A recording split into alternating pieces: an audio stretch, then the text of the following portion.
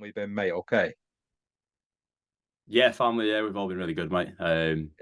One end, we get through our week and we get to the back end and try and relax, and that's when everyone else's sports kicking. So you never get a chance to relax, Yeah. do you? So, No, mate. No. Right. So before we get stuck into your story, mate, where was home for you and who lived at home with you? so I am the youngest of three. So I grew up in Ashton with me mum and my dad, and then I've got an older brother and an older sister. So Right. So my brother's go on. no, go ahead, mate. As you can say, so my brother's 8 years older than me, so he's a good number of years older. So I remember being at home.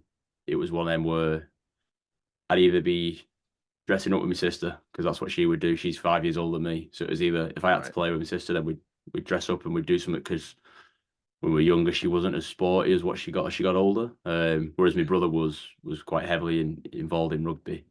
So like the earliest memories I think I've got is probably I've still got it somewhere. So I got a teddy bear for Christmas one year, and that became the household rugby ball.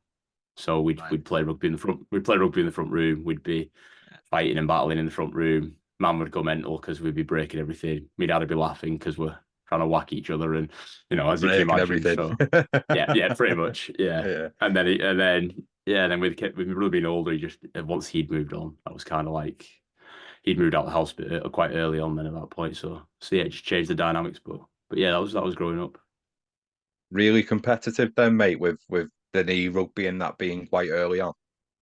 Yeah, yeah, I would Yeah. say so. Because he was good. Like he played at like Northwest Counties, and he was pretty well respected as a player. And then he played for he didn't get signed in with big, but then went to Rochdale Hornets. So there was a whole load of Wigan youngsters who weren't signed up. They all got taken to Rochdale. So then I remember you used to go and watch him play for Rochdale. He played a bit of Rochdale first team.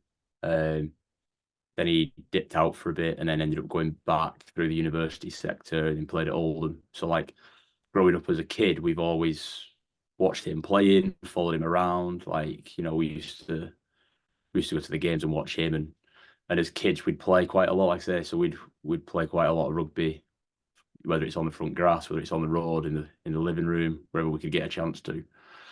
So yeah, so it was competitive, like. No, and like he carved out a good career as well, considering he dipped in and out there, hasn't he? Because they're still Yeah. two really good standards, aren't they, mate? So Yeah, massively. Yeah. yeah. So what's it like as a kid then, mate, when you're in and around them stadiums of no doubt? So was you Wigan or Saints? Which way did you go? So I'm a Wiganer. I Right. smile because my family are all since well, my actual family, so my mum and dad, we're all Wiganers. My granddad is 102 and is like a staunch Wiganer. So Wigan's very much in our life. But my wife and all her side of the family are St Helens, and my kids are actually St Helens fans Yeah. as well. So I had a Your great year Friday will last be year, good, but eh? yeah. Massively. So I think I'm all right for the next couple of years, but I've had a awful series before that with Saints battering every time. So, but yeah, no, we're all Wiganers in my side. Right. So how was it as a kid then? Because every stadium when we're little, mate, looks like epic, doesn't it? So you Yeah, probably go in. So would it's still DW when you're going, mate, innit? yeah. So Yeah. the kid So we started at Central Park and then moved into yeah. DW. Right. So you remember Central Park? Yeah. Still got Yeah. memories of being there. Yeah, Yeah. How's that as a kid then? Because I imagine it was very much like I'm from Widnes, so it'd be very much Norton Park era, wouldn't it, mate? How did you yeah. find it in them terraces? So you used to love it, like you used to love it, Yeah. and like the smallest of things you remember. So you remember the toilets were like a drain pipe in the middle of some concrete, and that's where you at going like my dad would be like just get in there, have you pee, and then get gone, we get out of Yeah. here, and it's like and like you'd try and get near the wall if you could, and if you couldn't get near the wall, you'd then be trying to find like a what little metal bars for lean on, and like and my sister would always be with us as well, and so yeah, so we used to go there. It used to be great fun, like going to Central Park, like it was Right. as well growing up just at that era where Wigan was still in that dominance as well. So Yeah. you knew you were going watching, and you just loved going watching the guys who were on the field taking part and just how good they were, and they were the things you always remembered, like as that side of it. Didn't often see a loss either, mate. I bet, did you? No, I was not. I was this side as well. You didn't, and you just thought every player was like a god because they just were unbeatable. Like it was amazing. Like Untouchable for a spell, yeah. some of the players they had, yeah, was phenomenal. So like to watch some of them boys, like Frano Botica as a kid was like he was a goal kicker, so I just loved watching him and watched how he kicked Yeah. his balls and things like that. And then you had then it moved into Farrell coming on the scene, and you're like, the guy's just immense. And then he turns out to be what he's become. You're like Jason Robertson, those guys. It was just ridiculous. So I know we'll touch on what your role is now later on, but do you know even like as a kid, you thinking back now, I might put you on the spot here, Greg. Sorry, but do you reckon you noticed like potential even as a kid? I know them names went on to be huge, but there was still the latter two, especially, was still potential at that point, weren't they? Yeah, no, like as a kid, I don't reckon it was that. I reckon just as a kid, it was just the players who got you on your feet and excited you, and you were like, these are really good. Like Yeah.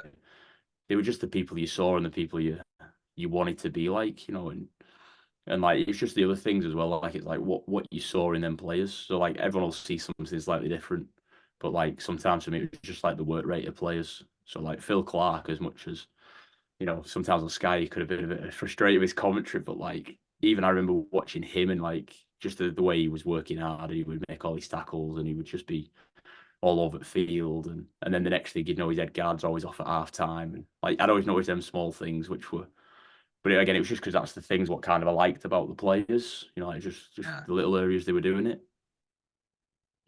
So you probably was seeing it really, mate, weren't you, without having to tap into it?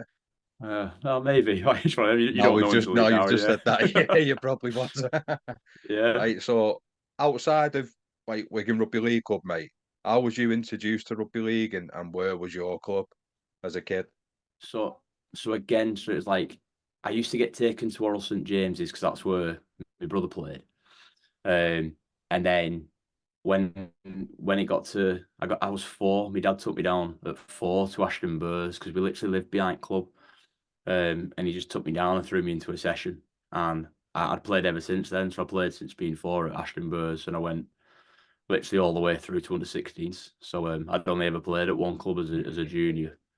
Yeah. Um, I I couldn't tell you what it was about it as to why it was for me.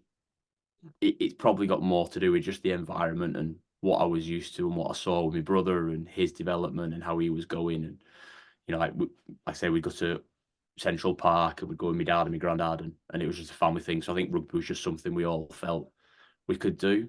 And then it also turned I was pretty crap at football, so I was like, I'm gonna have to do something, and football worked for me, so I had to do rugby. So so that was the other part. That's probably why I stuck it out for as long as I did. Yeah. So do you know when like time starts changing as a kid when the court sort of goes a bit further back and then it's not the courts nominating the carrier and that's where did you find yourself in assistant position wise and what did you go looking for? So I started as a 9. And again, I think that's just because like I'd have been in the house practicing with my brother. Once we got rid of the teddy, we'd have had a ball every Christmas, so we'd have been throwing balls to each other. So I just felt I started at 9 because I could do that. It was something I'd practiced, and then I moved to standoff. And for whatever reason, at a younger age, I was quite quick. I was quite lean, and again, probably being really honest, and this is probably me understanding through my role now Yeah. what I kind of know. Like I probably had a better eye for some of the rugby a little bit because I'd just been around it so much and it had been Yeah. kind of hammered home without it being you need to do this. It was just the conversations all the time. So I was at standoff for a while. Um, so there's a funny story. I actually trialled to be in the Northwest Counties, and my dad tells the story, but he was like, I think I was okay, and actually I think I was expected to be the Northwest Counties like standoff for like it must be like under nines or something. It was one of them were like it's a really young age, but it was what was happening. And I went down to this trial. It was at Wigan St Jude's, and I thought I had to leave my mates at Ashton because I thought this Northwest Counties was a whole new team. So I went onto the pitch. I went onto the pitch and I walked around all game, and I didn't touch ball, and I avoided all tackles. And my dad was losing his rag a little bit on touchline. My sister was chuckling, I think, because she had no idea. and basically they dragged me off with about 20 minutes go, and that was me done. And got in car, and like my dad was telling me again, he's like, "You sat in car," and I was like, what are you doing? What's all that?" And I was like, "I don't want to leave me mate. It's like I want to play with my mates. I don't want to like leave them and join this team." And he's like, "It's not that. It's like 2 games." I'm like, "Oh." I was like, "I didn't know that." You go back then. I was like, yeah, and that was it. As Yeah. the card left St Jude's, my dad's like, "Well, that's it." And the only reason why I made me chuckle is because my sister, well, she's 5 years older, so she'd have started high school at that point, and she wrote a poem about me being a bit of a dope and not understanding what this was, and won a prize for it. Nice So one. I was like, she benefited from it really well. But yeah, so I was like, I say, I was a standoff for a bit, and Yeah. then it just transitioned. Then I ended up being a front rower. I moved into the forwards, and then I'd be like a prop or a loose forward, and you just find a position eventually where I kind of got settled, and different people would try me in different roles. But truth is, I'm really slow, so I either played at prop or I played at 13 and did the same job. So Yeah. so yeah, Mate, I'm slow as they come, so you're still faster than me. So, do you know when you were flicking between 9 and 6, mate, even as a kid, yeah. were there any differences that you noticed or did you find tricky? Because both are very vocal based, aren't they? For one.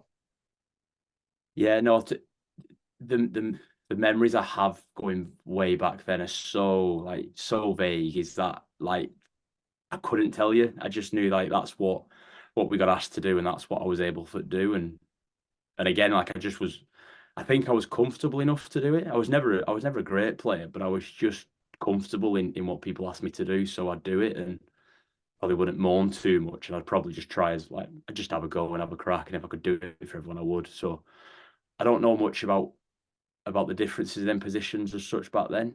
Um, Yeah. yeah, no, it wouldn't have been something that I could think of. Right. And did your game have to change, mate, once you stepped into the like ball carrying forward rather than a distributor? Did they let you play a bit with it? Yeah, well, I suppose that's one of the things where, again, it's probably why I never really got that far in my like playing journey as such, was probably because I still always had that understanding of sometimes I can just pass the ball to somebody else and make the game a lot easier. And probably at times people are going, just run the ball, you're a prop, like, so so there was definitely that balance. But like, yeah, I suppose I had to figure out how tough I was and whether I was, physically and mentally tough enough to play in the front row. And I suppose I had a lot of challenges as a kid growing up where like it took me a long time to really mentally be ready for that position. Yeah. I think that's probably a fair reflection. Like I was probably always been a bit soft. I think the lads, if you ask anyone who ever played against me, they'll probably say the same. So like, Yeah. but that was me. That was just how I was. As I'd ball play, and then I'd learn to carry, and I'd try and get that balance right between it. And if it worked for the team, it worked, and some days it wouldn't. And that's just how I had to keep adapting and keep adjusting. And that's what the game's like anyway, mate. The game's changed, so you won't be up twice at for ball playing now in an 8 or 10 jersey, would you? Yeah. No, it's like Yeah. I know some of the players who we'll talk about later on, but like yeah, some of them made a career of being a ball player. But what you knew was they were tough when they needed to be tough, though. And that's probably the Yeah. bit I never really had. I didn't have that toughness of what was really needed. So, but like That's fair enough, mate. So did any rep stuff come after you didn't want to play for North West Counties?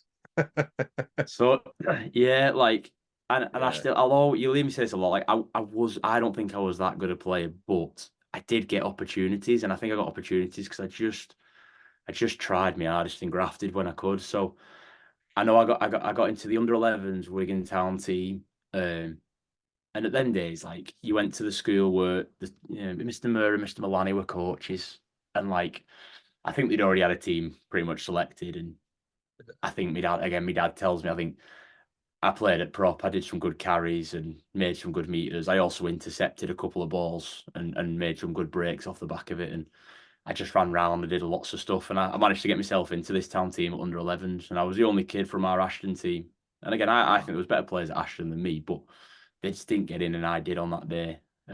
So I ended up playing in an under 11s town team, which was like a great bit of exposure.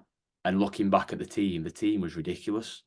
So Stefan Ratchford and Chris Hill were selected, and they were year below us.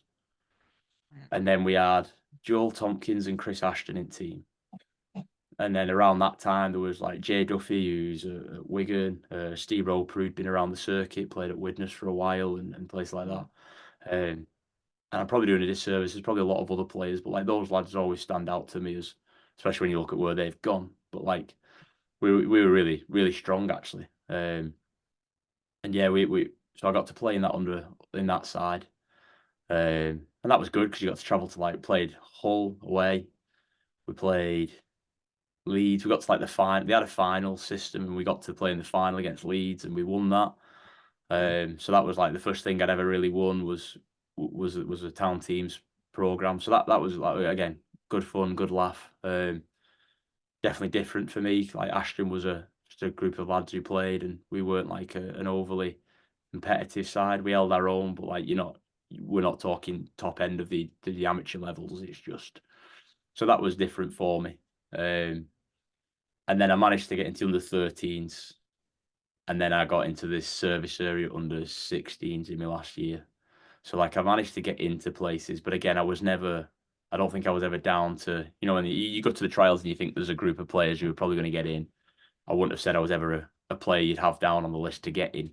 I was just somebody who on the day managed just to crowbar myself and find a way in some way, shape, or form. So Say that though, Greg, and they're key age groups then for development markers, aren't they?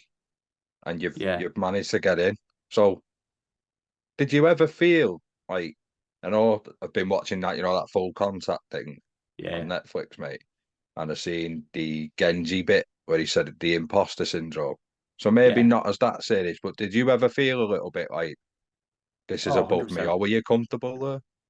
Oh no, 100%. I was an Ashton Burrs player, and to be really honest, around my age and the reputation, like we were the laughing stock of like the Wigan teams, and you got laughed at for being there. So to get in there meant you were ultimately an outsider, and you were working your way in. And we're all kids at the end of the day, so like we all have our own perceptions. So like I I think by the end of every time I got in a program, I think I'd managed to earn a little bit of respect for everyone around me, and people give me a little bit of like credit when it was due. But like, there was definitely an element at times where you're always thinking, "This is like, I'm really good, I'm really happy, but like, I'm actually not as good as everybody else," or just didn't feel like you fitted in at times. But yeah, I suppose there's a bit more to that as we go through this chat. Where as I get older, everything makes a lot more sense. So Yeah. As it does, mate, done it as it yeah, does. So how did you find the transition into high school, mate? Do you think rugby helped with that? yeah, massively. I was, like I say, being the youngest, we knew the schools because we'd all, brother and sister had gone through it all, and they'd all left as my sister left, I started. So the staff were already kind of aware of me as an individual because it's a school where my dad taught 40, 50 years ago. It's a school now where I did my first teaching placement. My son goes there now, so it's a school that means a lot to us as a family. So like I was That's nice pretty though, that, mate, comfortable. isn't it? Yeah, Yeah. hugely, and Sorry I'm to have really proud that interrupted he. you, but No, you're right. yeah, You're yeah, fine. I'm hugely proud that he goes there because it's just yeah. got a lot of history for us as a family. So I like that side of it. But like, so they knew me a bit, and I knew rugby wise, like kind of who was going. My dad knew more. My dad was always like, my dad's my dad's like Rain Man when it comes to like junior rugby. Like he just knows loads of he recognises players and kids, and he can remember recall games. And he was like, "This kid's going from Hindley, and you've got these three lads from Haydock, and you've got Duffy came with us, and so he was in there. He was at Pats at the time, and so he was like piecing it all together. And like I say, rugby was probably my biggest identity as to who I was at the time, and like that's what I probably had to go with. So it just gave me a little in to have a connection with some people I already knew, and also an opportunity to try and just find some other people around me to be friends with. So that kind of helped massively. Yeah. And was your high school a dual code playing school, Greg, or was it just rugby league? No, just rugby league. So the school is St Edmund Arrowsmith in Wigan, which is we've had some very good rugby teams. Not my year, but we had some very good rugby teams. So like so no, we were very much just a rugby league school. Okay.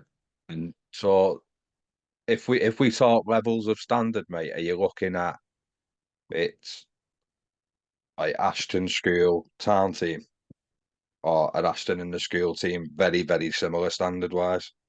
At my age group, we were very Yeah, similar. If you take right. if you take the school itself, like so, I was again, I was able to play the year above, and the year above was a pretty good team actually. So the year above, they got to quite a few cup finals, Yeah, and I suppose that's one of the frustrations. So we actually got to the English Schools Cup final, and we played St right. Augustine's of Blackbrook, and obviously English Schools Cup final. So it makes sense you play them at Blackbrook Rugby Club, and then and you know and we got I think we got beat 16-12 or something like that. It was a close game. I think the year after they decided to take all the National Cup finals to like Wembley and all the main stadiums after They that. So I would, was wouldn't like, they, mate? Yeah, yeah, you know, the year after. So so yeah, so like I say, school had some good teams. Just our team, we just didn't have enough rugby players of who came to the school. So we just yeah. like you know you pull in a couple of footballers, you find some lads who've never played and get them in, and then literally we then try and get them all to come to Ashton. So we just have a so you end up with a load of lads who you're good mates with, and we had a good crack and we could play rugby together quite a lot. But we didn't have like an outstanding team or anything like that. But it was good fun. You seem very laid back, mate. So did it ever frustrate you at club and school level? Yeah, there'd have been times. Yeah, I think I told my dad once that I didn't want to play anymore and I'm quitting. And he said, "Fine, sit on the sofa." And he went off and did coaching or whatever. And he'd yeah. go out the house. 10 minutes later, I'm like going to my mum, like, "Can you take me training?" She's like, "No, you've made your choice." And then probably as we started getting like 13, 14, I was kind of like going, I think I want to go somewhere else now. I think I want to try and play at a different team at a different level. And my dad would always just sit there and be like, he said, "You don't need to." He's like, if you're any good and people think you're good enough, they'll find you. You'll get found and you'll get an opportunity. It's like, but you don't need to go anywhere else. You're happy with your mates, just stay around. So like, there was times when you got frustrated, but like, ultimately, like, just yeah, I don't think it was one of them where I kicked off big fusses or anything like that. I just probably just say a few things and get told it's fine and go okay and crack on with rest of it as normal. Yeah. So It's not yeah. bad advice though, mate, is it? Quite like it, if I'm honest. Yeah. Well, again, like knowing what you know as you get older, he's 100% right. Hindsight's Like wonderful. actually, Yeah. yeah, do you know what I mean? Like actually, Yeah. if you're good enough, people will find you when they need to find you, and if they don't, that's their loss. So like, yeah, it's 100%. Yeah. Do you still believe that, mate, now? Yeah, massively. Yeah. Like I understand like from my coaching point, I understand why people try and take the kids to certain clubs because the reputation is those clubs, especially in rugby, both codes, I'd imagine as well, from what I can see. You go to certain clubs and certain schools and you'll get spotted because that's where the best players always are. But the truth is the best players are all over the place. You've just got to be prepared to look and if you're playing well enough, someone will point that out. So I know I went watched my lad play a game against a team from Haitian. So Yeah. he'd be well, that's what under 13s this year, under 12s last year. They had Right. two players who have so much like potential ability. I think the ceiling is quite high based on all the factors you can imagine. They're based in Haitian, Yeah. so there's no rugby. You can see the level and the environment. And this is no disrespect to anybody like from Haitian or anything. Yeah. You you can see they've got a high ceiling. So the first thing I did was I got in touch with some lads who I know at Wigan and was like, you need to go and check out some lads at Haitian. Like now, whether Wigan then go and do that, that's their diligence. That's what they've got to Yeah. do. But the truth is, like, yeah, you recognize potential and people talk about it. You'll get into the places you need to be, and it will happen.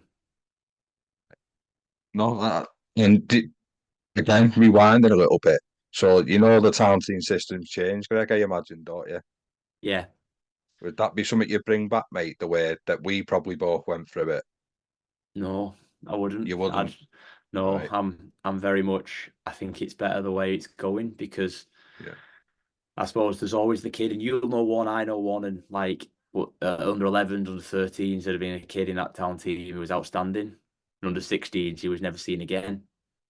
And Not that long after that, yeah. yeah, do you know what I mean? Or it'd be really interesting as well, like because obviously I get to see some of the data from the RFU, and you look at things like even at like the lads who get into the England team under 18s, what percentages go into then Prem rugby in comparison to the lads who don't get in at 18s but do at 20s. It's quite a big distance in disproportion. So like, Right. I don't think just selecting the early kids and the early mature or the early showers is always the best way. So I kind of like it where they don't have it, but I do think they need to find ways to be able to bring kids into the environment. So a bit like the scholarships they're trying to do, but obviously I know scholarships is capped to smaller numbers. So I'm like, there's got to be ways where you can probably bring slightly bigger numbers in and keep checking in on people and work with the coaches. And like for me, I'm quite big on, I think if you can work with the coaches and get the people involved in the sport who don't have the time to go and do loads of qualifications and loads of like extra stuff, you can help them in the small ways.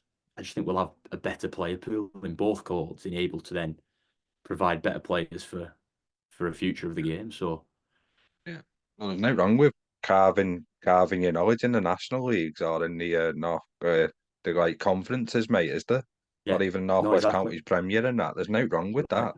not in the slightest. Like that's Yeah. where you can still learn so much from it. Like it's just Yeah. about guiding people and I suppose not rushing people. I suppose that's what my dad was good at. He didn't rush me. He just allowed me to just get on with it, and over time, it'll evolve how it evolves. And Yeah. I kind of think that's probably a really good reflection for me. It's like that was probably really beneficial. Right. So what were your thoughts at the back end of school with where you wanted to go with life? Was further education the route for you, or did you want to have a crack at rugby? Yeah, so I wanted to play. Like I wanted to be a professional player. I used to tell my dad when I was 4, like I want to play pro rugby, and he'd laugh at me. But like there was always the ambition, the dream. I always wanted to succeed my brother. I wanted to be better than him. Like so, I was quite open around that with him as well. Again, that competition between me and him, you know. And I suppose education wise was I had lots of ideas about what I wanted to do. So I wanted to be a chef at one point. I don't know, I was in like year 10, year 11, and I Kev had come back from rugby training. And my mum would always leave his tea like on the side or import whatever she'd make and stuff. And I'd watch Ready Steady Cook about 3 hours earlier and she'd leave it on pot and she'd go and read a book or she'd be in front marking or, doing the teaching stuff. And I'd go to pot and start adding extra spices and all sorts. And God knows what I did to his meals, but I thought I was like, Ready Steady Cooking and doing all this. And Yeah, it was massive, wasn't it? yeah, it was great. Like, It so I was. like, so I love that, and I wanted to be, yeah, I suppose I wanted to be a chef at one point, Yeah. and then it was like, then it got to that point, I'm like, I don't really know if I do now. And I was like, I might want to be a PE teacher because that looks quite fun. Like, my teachers at school were great, and I was like, I want to be like them. They're what I want to be. Um, but ultimately, I'd always have wanted to be a rugby player. Like, it was always where I wanted to try and get to. So when the like for our age group, mate, and I think with it in and around the same age, scholarship coming around, was you in with a shout then? So yeah, so when scholarships came out, I didn't get a look in at first. So I didn't actually. I managed to get into the scholarships at under the 16s. So I got over. I didn't get a look in at 15s, and I didn't get a look in over around the 16s. And I played. I got into the service because it went from town team to Wigan and Lee service area. So I ended up playing Yeah, for. yeah, So I got into Wigan and Lee service area, and I played a game. And this is like where I first started I suppose, getting close to some sort of an opportunity. So I played a game, and um, Peter Farrell was the scout for St Helens at the time, and he saw me and said I'd played really well and was quite interested in me. And unfortunately, Peter then he ended up becoming a little bit ill, and in that time, everything went really quiet, and kind of you think, oh, that's kind of that done. And then I played another game, and Dean Bell was at Wigan at the time, and he then came over and was like, "Oh, we liked what you did today. Would you like to come down in at Wigan?" And like my first reaction is kind of like, yeah, of course, that's brilliant. That's Wigan. And then my yeah. dad's like, don't forget you've got, you know, Peter and St Helens. He said you need to go home and have a think. And so we went home and we had a bit of a think, and I couldn't not, for whatever reason, say no to Wigan. I was like, I've got to go there. Like that, it's Wigan. And I Yeah. suppose in my head, I was like, whatever happens then, I've achieved something. I managed to play for me my hometown club. So yeah, so I went scholarships at Wigan, and got like the back end of like a 16s year. Would Um, that have been at Oddle that, or were they not quite at Oddle yet? where would it have been? No, we used to be at Soccer Dome. We used to be at Oh, Soccer Dome, and yeah, then just outside the stadium. Yeah, yeah, Robin and Park and then that. that's the one. And then we got Yeah, then when I managed to then get into the academy, we would then play and train at Oral, but sometimes we'd be at DW for weights because it all used to be yeah. under West Stand or whatever it's called. So yeah, so Okay. Yeah. So it's mad, is it? So when did would you have played rugby union at school if it was on offer? probably not, no. So No. I think in that time I played two up until going into the academy at Wigan. I think I played two rugby union games, and that was just because I was looking for something to do to keep me busy. And Yeah. I had a few of our lads at Ashton. In the end, or two lads were based at Oral as well. So I went down and had a couple of games for them. And like, yeah, and I remember, I think my mum says I came home twice and complained because I nearly got sent off in both games because I think one game the kid in front of me kicked the ball, like chipped the ball over me. So all I did was I just turned my back on him and stopped him from Yeah. running past. But I didn't change my line. I'm adamant I didn't change my line. But referee was like, "You've shoulder charged the kid off the ball. You can be sin bin for that." And I was like, "That's rubbish." Like I was like, "I'm not going to Yeah. stand there and let him run into me." And then I think I played one more game and I probably complained about the refereeing of some sort, or because I didn't really understand what I was doing. Yeah. And that was kind of me done then. That was my union done at that point. I was like, Right, so no, mate. it always been league Yeah. um, from that point. Yeah, So when you've got into the scholars, what are they like with chatting to you? Where did he let you know what they want from you, where you're at, and where they want you to be at? yeah. So the I've still got it somewhere. I've got all my testing booklets and data that we used to have. And it was clear evidence I was never going to make. I was like the weakest player in the group. I was the slowest player in the group. Like my stats were so poor. And Yeah. again, that's because my dad never rushed. He never like was like, you need to go to gym and get fitter and stronger. He was like, yeah, go and enjoy it. And if they tell you to do some weights, do your weights, and you'll get bigger. And you'll like he was quite laid Yeah. back and that. Um and they must have had a chat at some point. But again, one of the stories that my dad did say was my dad nearly took me out of my scholarship meeting and nearly told me to pack it in because in the meeting it was mentioned that apparently they knew a bit about me, but because I was at Ashton, they weren't really interested in bringing me in. And Right. my dad said he was fuming, but he could see that I was sat there going, I've not heard anything you've said. You're just asking me to play for Wigan. So I'm Yeah. like, yeah. Do you know what I'm I in. mean? Yeah. Yeah. Yeah, I was like, so I'm in. So I don't remember a great deal of what was probably said, but I just knew that again, I just had to work as hard as I could because I wasn't going to be the best player in that group and I wasn't going to be a standout player. I just had to graft and hope I got a chance. Like that's all I ever tried to really do, I think. Yeah. So that's probably without you noticing. That's probably the first time you've been involved in somewhere where the click's difficult to break. Then, isn't it? With that, because Yeah, I don't want to speak on Wigan's behalf, but they're being a little bit snobby there, club wise, aren't they? Probably ideally want you at the Pats, don't they? yeah, yeah. Yeah. And like again, I'm not saying things to be disrespectful and be like Yeah. to Yeah. the clubs and stuff. Like it's just that's how my experience was at the time, and Mm. that's just what we had to go through. And I don't look back at it and be like, oh, they should have done it differently. You know, it was exactly what it was because that's just how it went. It's you know what I Yeah. mean. It's not a so yeah. So I don't mean when I say any of that. I don't mean anything in a Oh negative no, way. like I If had you it if in rugby union, to be honest, mate. Like yeah at under 20s level. yeah Like you could like don't know if you know, you can like sort of volunteer to go yourself. You can apply yourself. You don't necessarily have to be scouted. And I got okay. asked to go, and they weren't even bothered about me.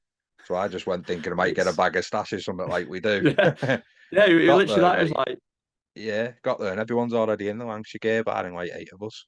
yeah Four from Widnes, three from Fleetwood, one from somewhere else. And all like got the back to you, talking to each other, all in the Lancashire gang, you know full well, really, you're not wanted there.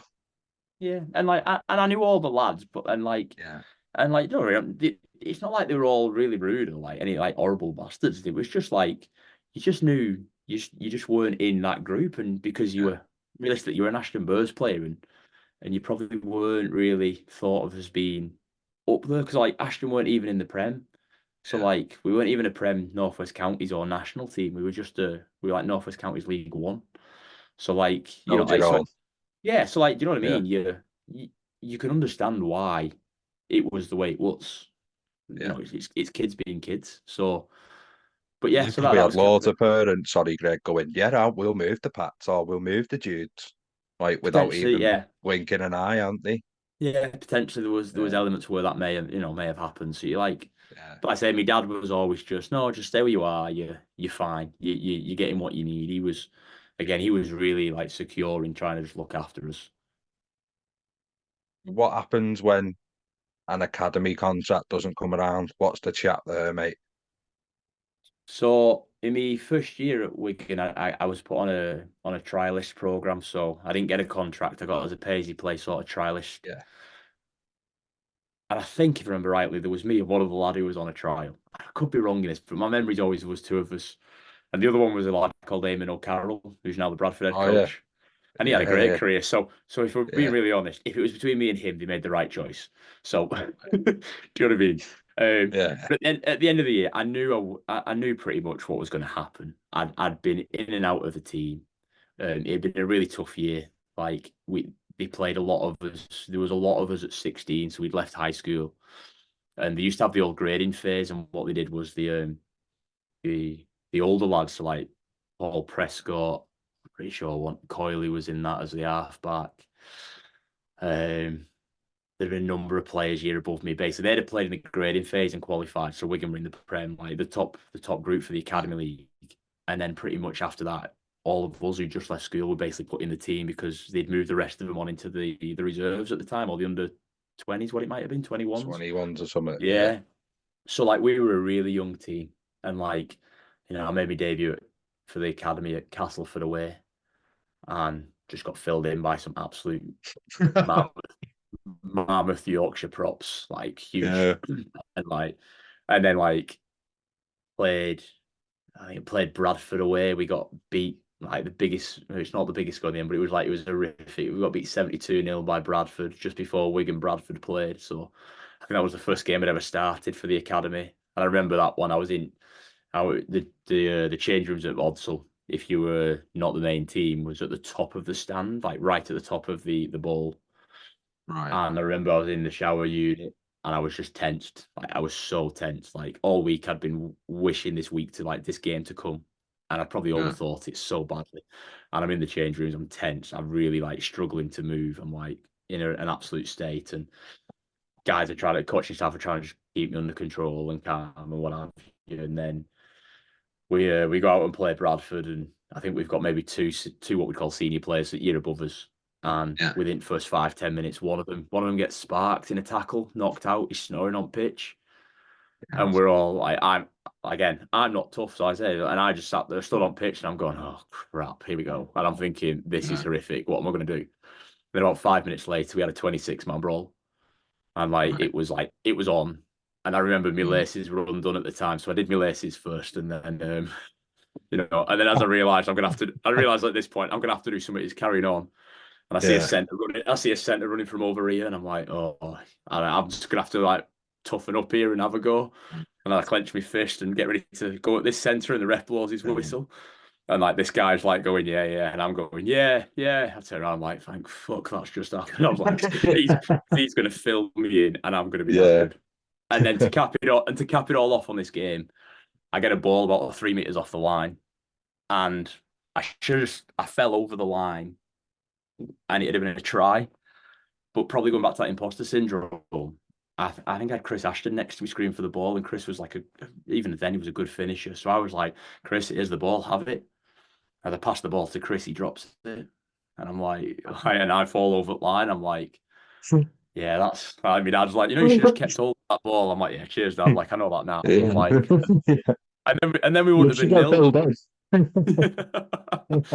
We wouldn't have been nilled then, but yeah, that was Yeah. so yeah, play like but again, playing in them games, I learned so much. Like Yeah. you learn so much, and then like I say, come back to the question, so you come to the end, it was like, we don't think you're probably physically enough on your carries. You need to be a little bit more combative. Like we want you to be more aggressive, like which completely understood. I Yeah. always felt my game was slightly different because I still felt I could play a little bit of ball in hand. I wasn't ever just going to be the, like, and Eamon was great, like, and the rest of the guys, like, Tommy, who's played, he was like just a real big ball carrier who would go hard at the line. He'd have some fans, but like that was where he was good. And I knew I weren't like that, Yeah. so I'd always try and just be a little bit more tactile. Yeah. Like Um, complement each other really, mate, innit? in some ways, but it's just Yeah. like it just obviously didn't fit what they were after. So at Yeah. the end of that, I got taken into the office. Sean Wayne was the academy coach, and he was like, it's not going to happen. We're not going to keep you. It's like if you want to go and play some amateur rugby, we'll keep our eye on you and we'll see where you get to.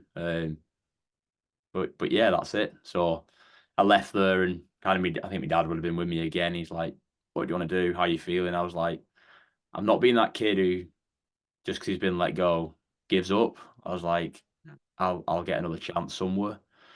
And I was fortunate. So when we were in the service area, that under 16s program, Kieran Pertile was the one of the coaches, and Kieran was at St Helens. Um, so I picked the phone up and rang Kieran and was like, I've been let go by Wigan. Is there any chance I could come maybe down and have a trial or a run out and let me know what you think? So Kieran invited me down.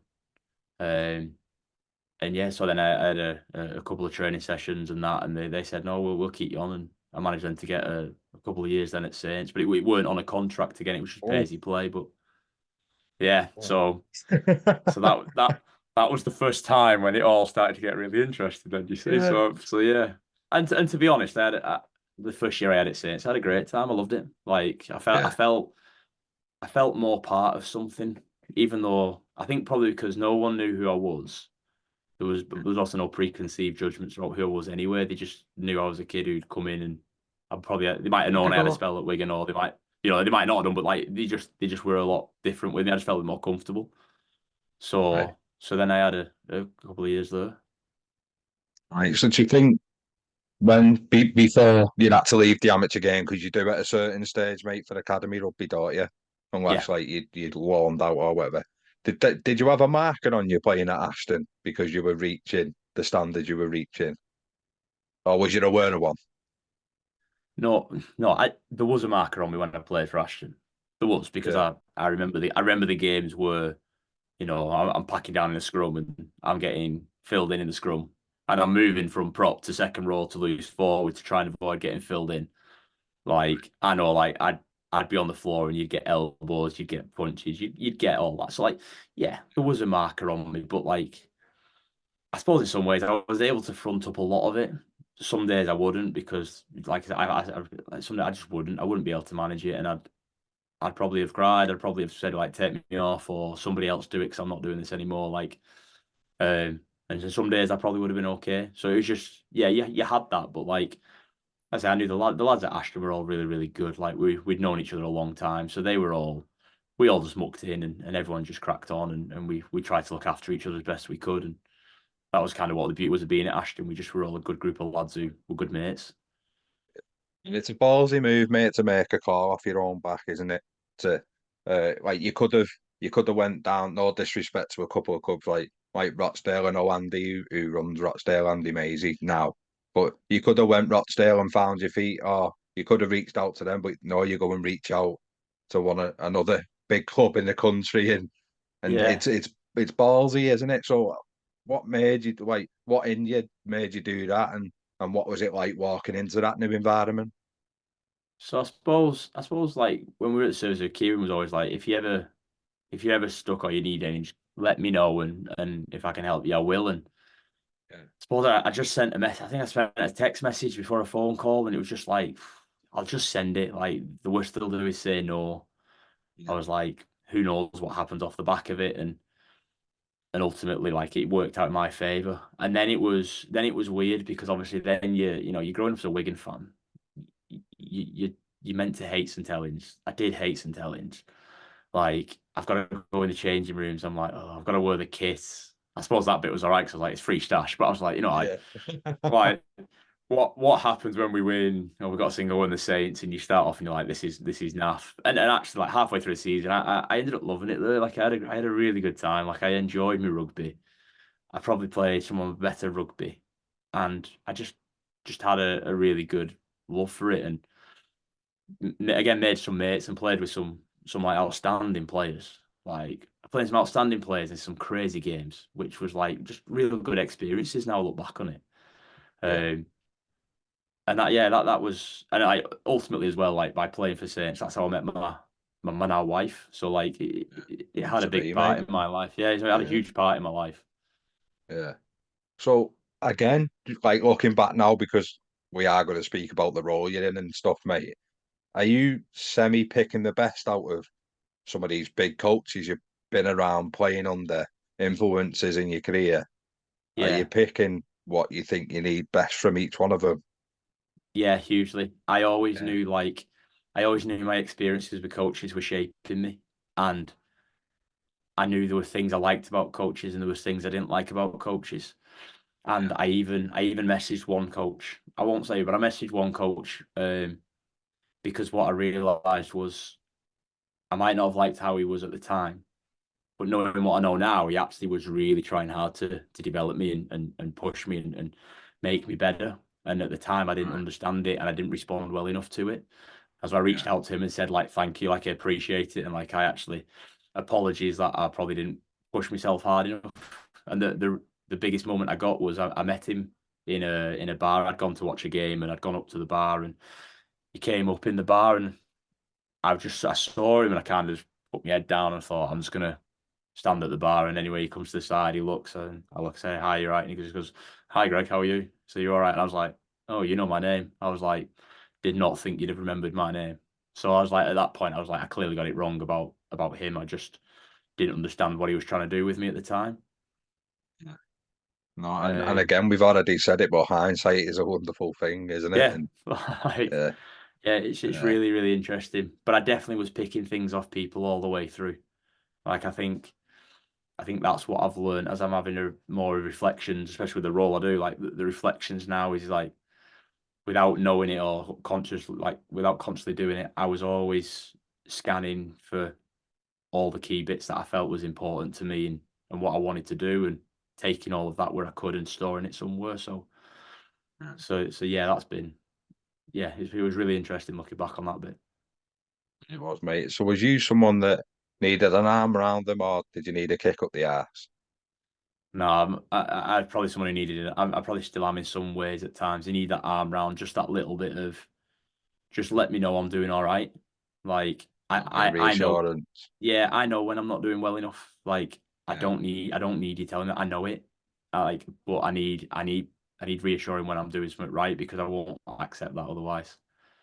yeah, And that was probably, and again, you put that into a rugby environment, especially with our ages when we were growing up. Like that kid was probably deemed probably quite soft and not tough enough. yeah, Do you know what I mean? But actually, it yeah. was just the way I'm wired up. I just You needed are. that little bit more Yeah, reassurance. Do you know what I mean? So yeah. Because you've been very modest, mate. You've said, "Oh, I wasn't the best player and that," but you're in. Markers are irrelevant, like you've said. Like you will find yourself when you find yourself, and yeah, that will be good enough for someone eventually. So yeah, whether you want to and take that opportunity, because life happens, and a lot of champ players in rugby league are very capable of playing Super League, but it just means the job and the champ money is better than what they'll get full time, yeah, yeah, isn't exactly. it? So, Yeah, but yeah, so you have it these levels, and probably without knowing it, mate, and because you you're shaping into becoming the man you are now, without knowing it, you are picking these little like delicacies up off people that will shape the coach you are or the mentor you are as well. So I have no doubt you had the ability. It's just you were set for something different, mate. And there's nothing yeah, wrong with that, is there? yeah. No, I don't get me wrong. It probably took me a long time to probably really accept it. Like, Yeah, do you know what I mean? Like as a kid, I still always was like, I could have played higher. I should have had a better chance. But ultimately, like, it's not my control. I can only do what I did, and people either like yeah, you or don't, and that's just the way it goes. And don't get me wrong, like, I still admit like, there were so many players around me who I think were right to go where they went to because they were so much better. Like, there were some players who were just outstanding. Like, and you could see that from a young age. Like, you could yeah, tell. Do you know what I mean? And like, there's no there's no shame in that. There's probably just that a little no, bit of going, I'd like to have had that. but I've not. So crack on and do my next part of my life. Like it's, Yeah, yeah, so no, that's yeah, it. Rugby's just a game, innit? yeah, Yeah, and we forget like when you're fully in on it, mate. It is life, isn't it? Especially yeah, up until like you're an adult, you live for the weekend. yeah, hugely. And like, Yeah, and as a kid, you set yourself on your ambitions and you're hell bent on it. And like being like to help context with this, like I got diagnosed with ADHD 2 years ago after my son was right, diagnosed. right, So I've done a lot of reflection on what ADHD actually means and kind of how it would affect me. And this is what I was saying like before. So like some of the things like me not fitting in is actually because part of my social sort of capacity is not actually that great. I'm comfortable in my environment, but put me anywhere else and I'm very uncomfortable and I'll be very reclusive. Like I struggle sometimes with taking I won't deal very well with positive praise, but I'll also struggle with like doing something wrong because it eats up at me. And yeah, and that's still the case now, but I know that's why I know what's happening so I can deal with it better. Whereas way back then, I just presumed I was probably a bit different to everyone else, but also just had yeah, no idea what was going on. So like yeah, so like you get to where you get to and your life becomes what it is. But at 18, 17, 18, you're like, I want to play pro. I want to be a Super League yeah, player. I want the squad yeah, yeah. number. I want this. And you work for it as hard as you can and you either get it or you don't. It's, That's it. So, you did know, you used to struggle to shake a mistake off, mate? Did you? yeah. Oh yeah. Yeah, can't you? Yeah, The most memories I have is I've always walked behind the sticks and gone, yeah, that's my bad, my fault. Even though I might have dropped the ball, and they've gone 6 tackles and scored. I'll have said it's yeah, my fault, or I'll have missed a tackle on play 2, but on play 4 they score. Yeah, that's on me. I should have done that's my it. job and nailed my role, and I've not done that, so that's on me. Right. And that would always been what I say. So I imagine, mate, especially if you doubled and added up with an added or a discipline thing like a Yeah, pen, your brain probably exploded, didn't it, mate? You were like yeah, self-doubt's kicking in big time, and hugely, yeah, yeah, hugely, and you just spiral. right, It's like, yeah, because it literally does then, mate. Because you try too hard, don't you? And yeah, then it and it catches up on you. yeah. And again, it's Right. hindsight, sports psychology. Now I understand it. Like, but then I had no Yeah. idea. I just took it as I wasn't good enough, and I kept making the errors what nobody else made. Yeah. Right. No, it is mad. It's like you said because you've been able to reflect now, and the way you Yeah, put it across is really easy as well. So I understand. Like we're sat now. Like I'm getting to know you, but we don't know each other, and you would never imagine you'd have struggled in social environments because I'm yeah, chewing your yeah, ear off and you're letting me. yeah. But again, like I suppose Yeah, I'm learning to be different. But like, yeah, like I suppose, yeah, I only know what I know now. But like, yeah, definitely. yeah. No. So when you're at Saints, then mate, and you're getting through the games and memories and little like landmarks for you. When the end come, was it expected? How and talk to me how your Saints time was and your best memories there. Yeah. So, like within weeks of being there, we were playing the Australian Institute of Sport. And they were like, Greg, you're gonna go on bench, you'll get a bit of, you get 10, 15 minutes game time, and off you go. Like so, played at Nosey Road under the floodlights against the AIS. And I've not dug out the team sheet, so there would have been some names on there still. There'd have been a couple of players who I remember played a bit of NRL in the end, but Yeah. like, Oh, it was it, fruitful, wasn't it, that team? yeah, yeah, but they were That like massive, like organisation, yeah, they were huge. And I remember playing in that. Um, I remember I got to play a couple of reserve games or under 21s games, yeah, and one of them was against Wigan at Knowsley Road, and it was like I think he gave me about 5 minutes at the end, and like I was like I'm coming on, I'm like I'm just gonna try and do whatever I can because I want to show the lads on the other side like this Saints lot have accepted me or whatever. And then the only thing yeah. I remember is I ran on again. My dad tells me I ran on, and all you could hear was Mannion's on, spot Mannion. And next thing, for the next 5 minutes, just everyone running at me. And I was like, me dad said I held my own, I did all right. But I was Yeah. like, and like, so, I remember that. And I then we went suppose into that's a the, compliment, that Craig. Well, I don't know if it was a compliment or if they just really didn't like me, but but like either I'll take the way, compliment. So then we played the Academy League that year, and I went from kind of being slightly on the outskirts, having to work my way in, rightly so, and then managed to start getting some regular game time and played at eight or played at loose forward, but was like another middle. And it's like it's funny, like I can still remember now. I carry a ball out of my own 20, and we're playing it. I'm pretty sure it's against Widnes. Carrying ball at my own 20, Widnes jamming on me, and I play a little short ball, and I can see the hole. I can remember this. This is one thing I can remember this really clear. I play a little short ball, the hole so on to the guy who's pushing with me, but he's not expecting me to pass because we're in our own 20, so we put the ball down, and I was like, was the gap on though? He's like, yeah, but I just didn't. I was like, right. And then like I can remember them things. I remember Matty Smith one day gives me an inside ball against Bradford, and it was telegraphed, and I got absolutely pumped on my ass, and he just like goes, "Sorry, mate," and runs off and does his next play, and I'm like, "Yeah, cheers." Like, Yeah. Nice one. like Counting ribs.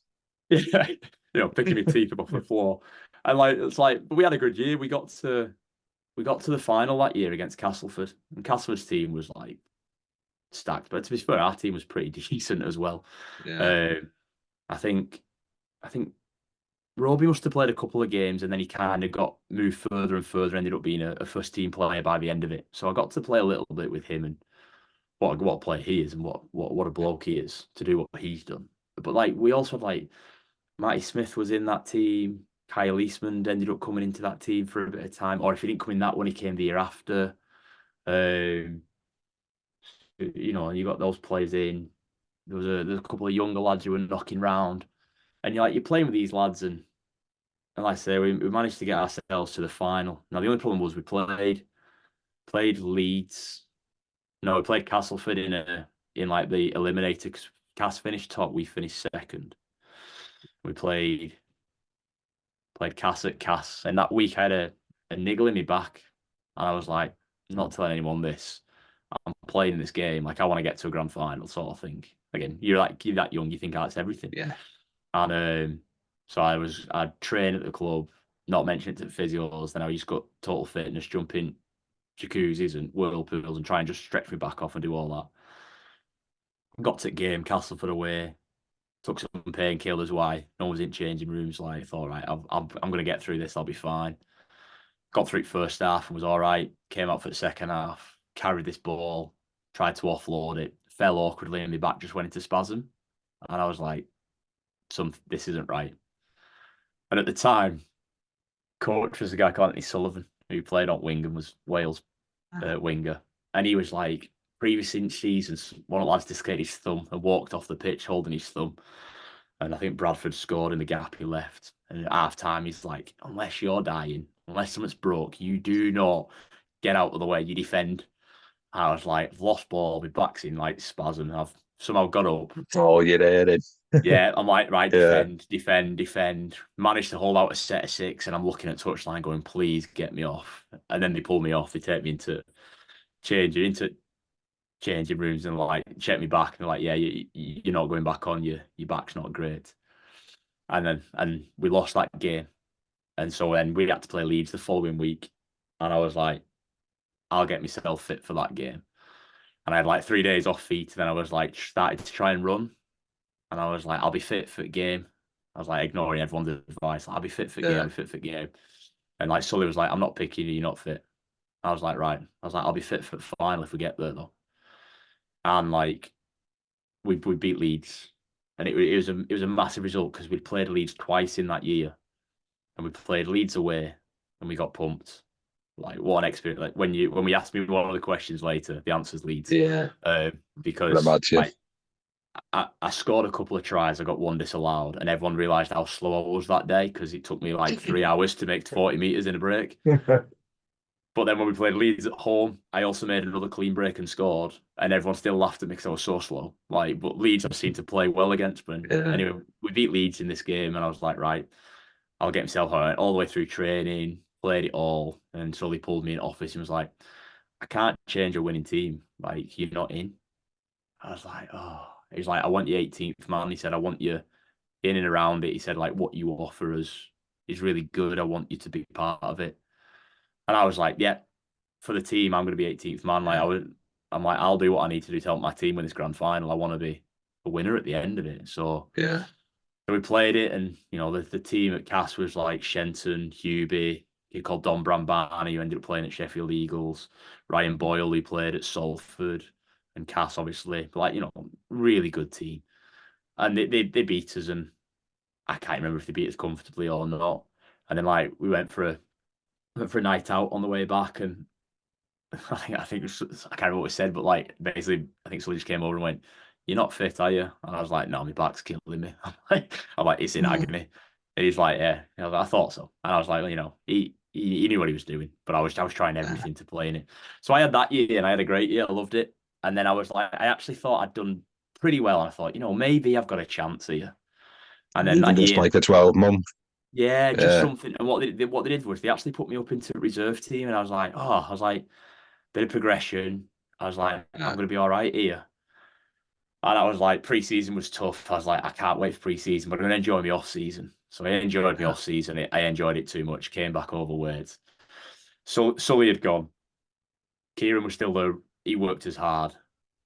And it was like, I think I played against Wakefield in reserves. I had a stinker, like awful. And then academy started back up, and they're like, right, jump back into the academy. I was like, yeah, that's fine. But we don't train like they didn't train as much then. I think with Sully we trained like 4 nights a week. Then it moved to like 2 nights a week in games. So it kind of changed up a little bit. And you kind of had to take on your own fitness and do some of your own extras. And obviously I just didn't do it enough. And I remember that season we first game was Whitehaven in one of these qualifying games. And I was the only kid from the reserves who'd been dropped down to the academy who then didn't start the match. And I was pretty annoyed. I was pretty pissed off. And when I came on, I was even worse than that. Like stupid Yeah. penalties, argument ref. I was probably being a bit of a twat. So like and that's then when in my second season it just started to probably go a little bit wrong in terms of just there was some good young kids coming through who they favoured more than me, and I struggled to accept that. That was probably me on the way out as such. So I went and I went and said, "Oh, I'll go and play at." I had a friend who played, or a bloke who was in charge of Birmingham Bulldogs at national conference, and I was like, I'm gonna go and play for them because you want me to be tougher and you want me to be more physical, so I'll go and play for them. So I went down and I played 3 matches, 4 matches. I did all right, and like I think at that time you used to put national conference in like the League Express or something, and like so my name would flash up now and again because I was doing okay, and it said like I had number 10 next to my name. But if you'd have watched the games, what you'd have found was I found it really easy at that level to just put all the even bigger blokes through the gaps and not do as much of the donkey work with the carry. So actually, what I was doing was I was playing the game what I needed to play to be successful where I was. But the truth is, I was never actually getting into position to come back to Saints and be like, "Look, I'm ready to kick on." But it was just the environment I was in. I was able to do what I felt was right for me and the team, and And enjoy ultimately, it. yeah, and enjoyed it. And ultimately, then what Yeah. happened was like I came back after me months trial, me months loan, and then like went back in at Saints, played a couple of games, didn't play as many, and yeah, kind of fitted out at the end of the season. And it got to the end of the season, I was like, this is probably me done. And then coaching staff changed, and they were like, right, carry on training until the new coach tells you what you're doing. So I remember this one really well. So like everyone was getting the kit for the new season. So I went into the office to get the kit, and they were like, "What are you doing?" I was like, "Everyone's coming getting kit." He's like, "You're not getting kit. Like we don't know what's happening with you yet. You don't need any kits." I was like, "Right, okay." Like wow, like, Yeah. fuming. And then we played Penrith in a match. Penrith used to come over and play, and some of the Aussie teams. So Penrith like academy came over and played. Jared Summit and Michael Jennings were in that team. There'll be other players, like those two are standout names, and Summit was very good that night. It was foggy, like freezing cold. The Aussies had never seen fog. They didn't know what they were actually walking into. You couldn't see half the pitch. It was like one of them. Yeah. We sat down in changing rooms, and I'm the only one in last year's tracksuit. And everyone, and the one of the guys is like, "How good is this? We're about to play Penrith. We've all got our new kit on. We're going to show them what Saints is all about." And I'm like, "Yeah, I feel shit now." Like, Yeah. I bet you you did know, though, joking I was aside. Yeah, yeah. yeah, you know what I mean? I was like, and anyway, so we played that game. Again, I can't remember. I can't remember the game. I just know I know we played because I've looked at team sheets before, and I know what the weather was like, but I don't actually know how we played. So, but I had a game. I played against the Penrith team, and then pretty much about a week, 2 weeks later, it's kind of like, look, we don't see a position or a future here for you, so we'd like to just let you go and off you go. Like I was like, that's fine. I'm looking at going uni, and they were like, that's fine. We're not going to stop you at uni. We'd like you to just carry on with uni and go and do what you need to do next. And at that point, I was like, right, I'm done. Like I'm done Insane. here. Yeah, Yeah, yeah, I'd yeah. had enough. How I old you felt been like within? Oh, sorry, go on, mate. I felt like I'd given a lot to try and get to where I was, and I just felt like it weren't worth the continuation anymore. I was like, I just want a break. That's So understandable. Like they rubbed your face in the crap a little bit there as well, aren't they? At the back yeah, end. but whether they knew they were doing it again, whether they knew they were doing it or meant to, I don't think they meant to. It's just one of the things where it's just happened, and unfortunately, that's my experience. But the other 24 lads in that changing room will never have been anywhere of that. You know what I mean? They'll have been, Yeah. yeah, this is class. Buzzing. Yeah, So, yeah, so I don't look back on it. And again, it took me a while, but I don't look back on it and be like, you're all bastards, you've all, because actually everyone's just doing the jobs, and sometimes they do things, and it might affect one person, it might affect 10. It's just how it happens. You know what I mean? As long as it's not a thing what's done deliberate and kids that have to go through it every year. Like, if I had that experience, I'm sure not many others would have. So it's just one of them. It's yeah. Something to be proud of, though, mate. Definitely. yeah, like Yeah. it is. But again, like my best memory probably is the fact that we played Wigan Saints Derby at Oral, and my granddad and my dad sat next to each other, and my sister was on the side of my dad. And after the game, she just went, "Never again." I went, "Why? What's wrong?" She went, "Me dad and my granddad, they had a big argument at middle of March." I went, "What over?" I went, "A forward pass." I was like, I was like, really? She's like, yeah, because my granddad would I always hope it say, won't be. yeah. Well, my granddad was like, I hope you play well, but obviously I hope Saints get battered in this game, Greg. I'm like, yeah, cheers, granddad, thanks for that. I was like, whereas my See dad was that? just like, yeah, my dad was like, see you later, have a good Yeah. game. Like, see you notice. So yeah, so that was kind of that then. And then Yeah. I then fumbled through like university, and I had some indifferent moments where, and like I went down to Bath University, and that's when I picked up rugby union and played it. I played 2 games at rugby union there, but like I didn't last long there because it just weren't the right environment. It weren't right for me, and I came home, and um I was what had I done? I think I was kind of in and around like the student game as well. So I was still playing a bit of rugby, but just not to the same. And I was playing student rugby, and there was like a European nations, and I didn't get into the England team. But my grandma's told me that I was Irish. So I went, oh, I think like someone went, Mannion's Irish. And I went, I'll ask my grandma's. So my grandma Costello and my grandma Mannion both went, yeah, we're Irish. And I went back and said, yeah, I'm Irish. So I played for Ireland. And it's only when, Class. it's only when they both sadly passed away, like I found out we're not actually Irish. But so like, so I was like, I was on the stream like, yeah, we're Irish. And so anyway, Yeah. I ended up playing for Ireland. So I played a European Nations for Ireland, which was good fun. Like great Yeah. crack. The Irish lads were brilliant. Um, and then we played in a World Cup in Australia for this like students, and then we played in the home nations, and like we nearly won the home nations, which was unheard of as an island team. And but it was great, just great crack. It was, and I think at that point, that's when I kind of realised I think I was designed a little bit more maybe towards coaching, because I used to help. In the first team, it was quite a lot of English lads. And then in the World Cup team, it was like a 50-50. In the home nations, it was a 50-50. And I was kind of like supporting a few of the lads off the field with some understanding of the game a little bit more. And just, I felt like I was a bit more, not like a captain, but I was just more like leading them around how to help them with some of the skills they needed. And I kind of think that's where my head started to, I think this is where I'm probably going to be suited if I ever got a chance. Um, so I played, yeah, so I played a bit of student rugby, and I was at John Moores in Liverpool doing my teaching degree. So, and then I went back and I then started playing a bit of open age rugby and went to Thatterweath. And like that was great crack as well. Like I had a real good laugh at Thatterweath, some real good boys there, and did like the national conferences and things like that with them. And then as So hindsight, oh, yeah.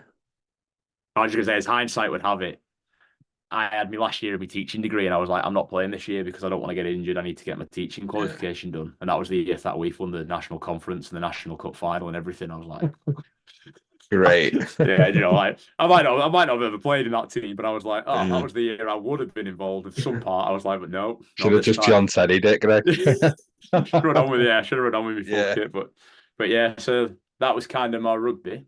And then to be fair, I got to about 20. No, I must have got to about 26, 27. I realised I wasn't enjoying it. It wasn't fun. Yeah. I was hypercritical of everything I did. I was constantly just bombarding myself with why I'm not good enough and why I'm not doing what I should have done and all that sort of stuff, and it just weren't fun. Um, and at that point, then at 20, I just stopped and like that's me done. I want to focus on on being a teacher because I was a teacher at the time and being around for my son. So, but like it was again like good to try and learn and experience all the different environments and being on a coach with a lot of blokes traveling to Cumbria and Hull every other week and the shenanigans of open age rugby Comes and along with it. yeah, and Yeah. you learn a lot more than about yourself again. So like yeah, it was like it was good and like the guys at Fat Week were great with me. They were like really Yeah. really welcoming, really supportive. So yeah, so that was kind of the rugby journey. Then you see and that's where it then came to an end at that point. I was Right. as a And how player. had you So how had you been with injuries before the back kicked off and so since? prior to the back, there was nothing. Then it was just well, the wife will tell you I'm lying, but like it nothing major ever really happened. There was a couple of scares where I felt my neck go a bit funny, and like one game, I got hit on a tackle and I physically couldn't get up off the floor. I could move my legs, but I couldn't lift up off floor, and I was like burst into tears, like this ain't good. Hey, it was whiplash, you know what I mean? Like so, like it was nothing, but like my mum was furious because she'd gone watching Wigan Athletic versus Chelsea. She's a massive Frank Lampard fan. 5 minutes Right. into the game, she's got a phone call. Can you come A&E? Your son's in. And she come in. She's like, I've missed seeing Frank Lampard. You better be bloody. I was like, I love. Like, Yeah. Sorry. yeah. So I suppose the worst injury I had was I dislocated my lower jaw playing in a trial game, which is I think this is realistically why I ended up going down the island pathway because I was in the trials for the Northwest students and I just took a ball in and dropped my body height to try and drive through. The tackler dropped his body height to hit me. His shoulder hit my chin and just moved my chin round, and that was me in agony. Um, and so realistically, other than that's pretty much where it got to. I was pretty fortunate enough to get really serious injuries. So like, yeah. The coaching journey, mate, which we're going to touch on now. And what? How did it come about? Who's like put you through courses? Was it something you done off your own back, mate, or? Yeah, so I did it all off my own back. So Yeah. I got asked to do some coaching like with one at Fat Weave teams, and I used to look after like my wife now. I used to look at like her cousin played in a team, and I was like, oh, I'll give you a hand. Like I've got time to give. I'll do a bit of coaching, and they were fine. And then they asked me to do a little bit of coaching with another team, and I was like, I'm gonna go and get my coaching badges because I think it's good to get me level two. And because I wanted to be a teacher, and I was teaching at the time, I was like, it'll help me just give me some qualifications. And then obviously as a teacher, I was at Eddie Harris myself teaching, so I got to coach the rugby teams there. I got to work with some outstanding players there. So you've um, in one team we had granted we had Ollie Gildart, Joey Bretherton, Luke Thompson, and Joe Burgess. So Gilly and Brevy played a year above, but that was like our national cup team. Mm. And they were great kids to work with. Like you could see where they were going. So I did some coaching with them. Obviously, I was doing the rugby teams, doing a bit like at Fat Weef with different teams. And then I moved to a new school in Manchester. And the remit was in Manchester. It was an all boys school in middle of just on in Urmston. And they were like, we would like to have some rugby teams if possible. And they were like, maybe some rugby union, maybe some rugby league. And I was like, okay, yeah, fine. They went, obviously, Saturday fixtures for rugby union. I went, oh, yeah, okay. And then I was like, right, guys, we're in rugby league. They're like, well, where's the rugby union? I was like, we're not doing it. I was like, I'm not doing Yeah. Saturdays, no chance. So we did a rugby league program out of Manchester, and Yeah. I was basically converting rugby union kids into rugby league players. Right. And we were really lucky. Like we managed to convert. There was a kid called Henry Collins who was a rugby union player, a bit of a cyclist. Managed to get him an opportunity at Warrington, and he played England under 16s.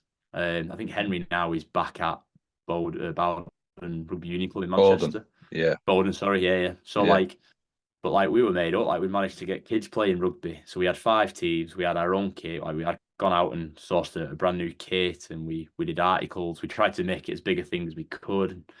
Tried to then link in a bit with Salford and be like, look, and then Salford were great. Danny Barton was at Salford doing all the junior stuff. There was a guy at Stretford High called Tony Fretwell, who's now at Oh yeah. the Women's FA. Fretters Yeah. was I know Fretters is a great Fetters. bloke. Yeah. Yeah. You know, well, if you know Fretters, you know how good a bloke he is. Yeah. So like he was doing some rugby, so we were creating all these little rugby opportunities, and that was good. And I was like, this is it's good. I also realised at this point that actually I wasn't really cut out for teaching. I wasn't actually very good in some of the key areas that teaching needed to be, like marking and planning. Yeah. I was good in classrooms. I was good at delivering. I was good with working with kids and helping them out in different Yeah. situations, and could do all that. Just couldn't do the fundamentals of marking, planning. So Shit out in the 6 week holidays and that. that was great though. Yeah. Yeah. So if any of my ex students are listening, I apologise for wholeheartedly for it. Yeah. By the way, but like, and I was like, at the school we were getting some redundancies because we had a sixth former which weren't bringing the students in. Yeah. And anyway, I kind of got to look at how the redundancies were being done, and we were going to lose 2 staff members potentially, or we are going to lose 1 staff member in PE. And it ultimately came down to me in an NQT. Now the NQT, he was brilliant. He's an outstanding teacher, and he's really high up, I think, now at the school he's at. So again, it was the right decision to make sure he was always going to go further as a teacher because he's just really good at what he did.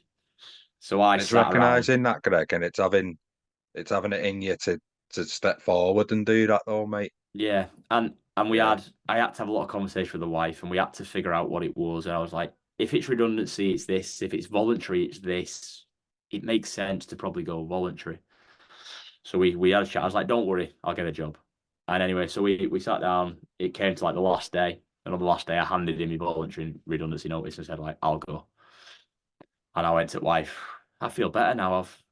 I know I've secured a little bit of our future because I knew what the voluntary redundancy payment was, and I was like, I'll get a job. I'll get a teaching job. I'll get a job. I can do it. Maybe just this place wasn't right for me.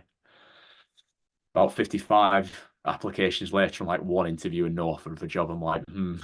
And she's like, you're gonna have to do something. You need a job. And it was by chance I'd seen on UK Sport there was a role going at Loughborough College to take over a program what was called the Midlands Hurricanes. Oh And I had a yeah. little bit of research, and it was a full-time coaching program within a college, which now what is the Cat 3 programs and what is the ACE programs. It was basically that which the RFL had set up, and this is how Newcastle kind of came about, and there was a Cumbria team.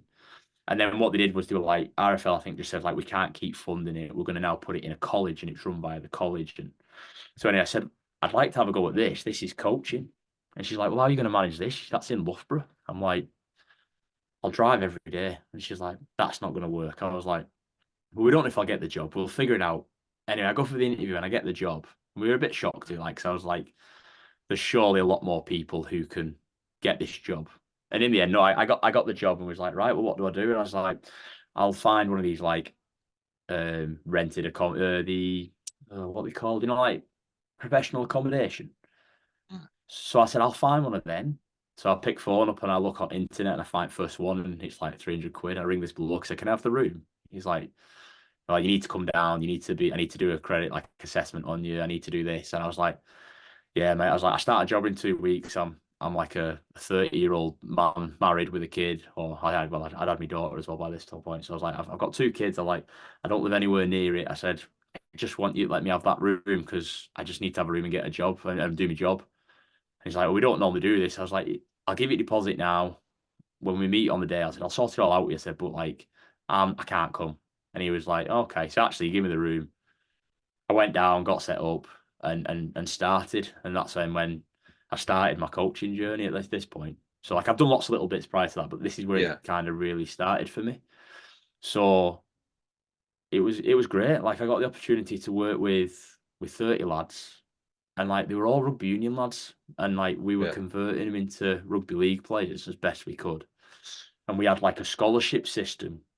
Guy called John Doughty and Dave Chapman, they ran it, and they were outstanding blokes, like hard working, Yeah. really good. Like without them, nothing happens. Like nothing in that area happens. So that they take a lot of credit, and the people before me take loads and loads of credit. I just came in where everything was in a place where I could just really knuckle down, and I'd be coaching 4 days a week with lads and playing on a Wednesday. I'd be coaching scholarships on Mondays and Thursday nights or Wednesday nights, and I'd be like, I'd be in my flat, in at work, back in my flat, fly home on a Friday. If I could get Yeah. in late on a Monday, I'd get in late on a Monday. Like, great, really, really good. And we played in like a national conference, and it was funny because like the lads were like, they'd done all right the previous year, and they're like, we'll batter this national conference. We were outstanding last year, and I was like, oh, okay, what I've seen, I'm not sure, but we'll see. Yeah. And it was a tough year. Like, Cumbria Barrow had a team at a college. Hotwood Hall was basically like ran via the Callans, and it was like, or Matt Callan, sorry, and they were like heavily linked with Rochdale and Oldham, so they were Yeah. really good. Um, who else had teams? There was Pontefract That's had a the end team, thing which was now, Greg, Featherstone. isn't it? Yeah, it's Yeah. great. Like it's really good because basically you got your lads full time. You could work with them. You could give them their education, and you could build some dynamics to get to something. Yeah. So I got to do that, and whilst I was there, we created a connection with Cast Tigers. So I started to then be able to. Darren Higgins used to come down, who's now at Leeds. He used to come down and help just look at the sessions and do a bit of coaching, and he'd help me just point me out on a few areas to get better. And in that process, we start. All right, I think I've got some players who might be worth you having a look at. Can you come and have a look at them?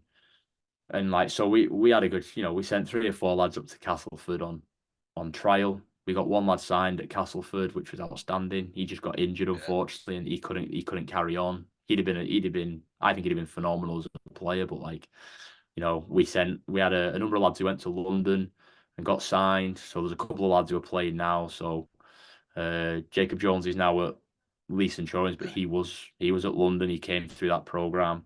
Josh Hodson, who's just signed for Castleford, was in the program with us. Sam Davis was in the program, who's at London Broncos. So like these lads, we actually produced some really strong lads. Like I said, then we had a lad sign at Wigan. We had a lad sign at Cass, but unfortunately, Will got injured, and Oscar just couldn't transition from the final part into reserves into a full time contract. But I was like, I loved it because I was giving kids exposure to completely different environments, to different opportunities, and it was challenging me because I was trying to coach kids who don't play rugby league to play rugby league and love it. And like we were quite good at it. Like we actually had a really good connection with the lads and with the area, and that was really really profitable for everybody. And in that time, I'd been in about 3 weeks, 4 weeks, and they went, Greg, we've got a rugby union coach we're appointing. Can you go and just watch the sessions? Because we need to know if they're any good at coaching. And this bloke turned up, and I just went, he's got a great beard. We're going to appoint him. And like, and then I watched his session. I was like, his session's good, actually. He's good. I was like, yeah, give him the job. And that was a guy called Tom Harrison, who's the England scrum coach. And So you know and what you're on about, mate. and since then, me and like Tom's like my best mate in coaching in sport. Like me and Tom are on the phone. Like so for 2 years, me and Tom he was there about 18 months, but we were like inseparable. We were working so hard with each other to get better at coaching. I was coaching his rugby union teams. He was coming challenging the rugby league lads. We'd have little inter rivalries in matches. We'd have some fun days. But like yeah. So at this point, me and Tom are working relentlessly with each other. He's living in Loughborough, knowing it. His missus, like I'm knowing it, and like it was just, and that was kind of where the coaching then kicked off. And it was then when Tom moved to Leicester. Um, he later rang me up and was like, "There's a job at Leicester. Do you fancy applying? You might be quite good at this role." And I was like, rugby union. I was like, I've seen all these rugby league coaches go and kill it. I was like, I'll be fine. If I can get my lads to play rugby league quite well, like Yeah. rugby union's fine. I was like, And anyway, they were like, come on in and do a session. So they invited me in at Brooksby. And I was like, it's like Hogwarts, this place. And they were like, if you think this is Hogwarts, wait till you see the other places. I was like, what are you on about? So anyway, I did this session, I had a chat, and they were like, do you want to come and see the stadium, to come and see the actual club? And I was like, yeah, of course. Really, really naive. And then went into Welford Road. I was like, this is massive. I was like, it's huge. And then they brought like, I got to meet like the Before the staff. stand was done. No, the stands were up. So this we're Yeah, talking 7 years, maybe 6 years ago. So the stands were yeah. up, all the stands were up, everything. But I was like, this is huge. Because And they that took, new one looks huge, doesn't it? yeah, it's massive. Yeah. Like, and then they took me into like where all the ticket sales and all the, and I'm like, there's loads of staff, and they're going pretty big rugby union, it's not a small thing. And I'm like, wow. And then they were like, right, so this is the offer, what you want to do? And I was on the phone to the wife. I was like, is it close to home? Because you said you were coming home, and I was like, it's pretty much the same distance. I was like, it's 20 miles further. I was like, it's pretty much the same distance. I was like, and I just think it'll be better for me because in rugby league, no one's looking in the Midlands for a coach. So trying to then go back and be a coach is quite limited, and no one's looking, and that's fine. So I was like, if I give this a go, who knows, but at least I'm at a club now. And we agreed, and we was like, yeah, that's fine. She was like, not a problem with it at all. And I was like, all right, cool. I was like, that's The really goal, Greg, a club, yeah. said again. Was that the goal, a club, mate? Sorry to interrupt you. Was that the Yeah. ultimate goal, At, even though at the you're time, enjoying what yeah. you were doing? Yeah, Yeah, at the time, because I wanted to be part of something. I wanted to be part of a team. I wanted to be in an environment where I felt like I was part of something. So I said yes to Leicester.